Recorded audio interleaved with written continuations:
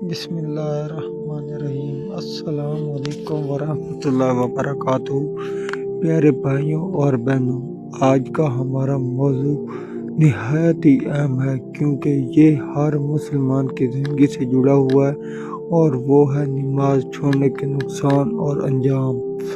اللہ تعالیٰ نے قرآن پاک میں بے شمار جگہ نماز کی تاکید فرمائی ہے۔ قرآن مجید میں ارشاد ہے، جس کا ترجمہ ہے، نماز قائم کرو، زکوٰۃ دو اور رکوع کرنے والوں کے ساتھ رکوع کرو۔ نماز کیوں ضروری ہے؟ نماز صرف چند لمحوں کی عبادت نہیں، بلکہ یہ ایک مسلمان کے ایمان کا سب سے بڑا ثبوت ہے۔ نماز انسان کو برائی اور بے حیائی سے روکتی ہے، اللہ کے قریب کرتی ہے اور دل کو سکون عطا کرتی ہے۔ رسول اللہ صلی اللہ علیہ وسلم نے فرمایا، نماز میری آنکھوں کی ٹھنڈک ہے، یعنی حضور صلی اللہ علیہ وسلم کے دل کو سب سے زیادہ سکون نماز سے ملتا ہے۔ نماز چھوڑنے کے دنیاوی نقصانات۔ جو مسلمان نماز چھوڑ دیتا ہے، اس کی زندگی میں طرح طرح کی پریشانیاں آنے لگتی ہیں، دل سے برکت اور سکون ختم ہو جاتا ہے، چہرے سے نور چلا جاتا رہتا ہے، گھر میں بے برکتی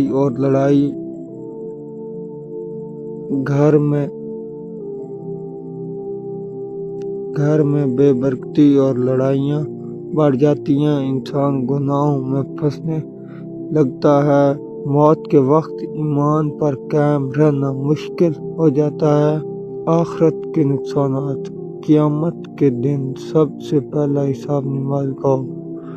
رسول اللہ صلی اللہ علیہ وسلم نے فرمایا، قیامت کے دن سب سے پہلے بندے سے نماز کے بارے میں پوچھا جائے گا۔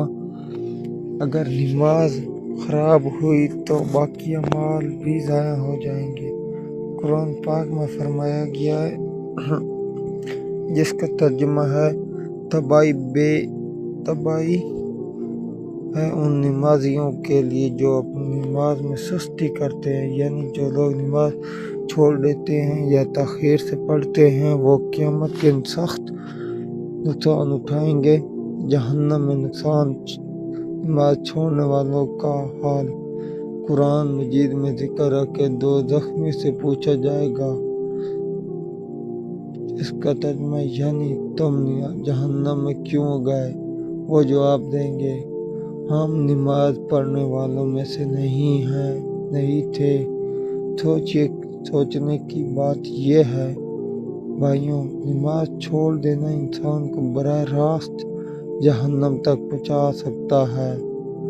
عملی پیغام۔ پیارے دوستوں، ہم سب اپنی دنیاوی مصروفیات میں نماز کو پیچھے کر دیتے ہیں۔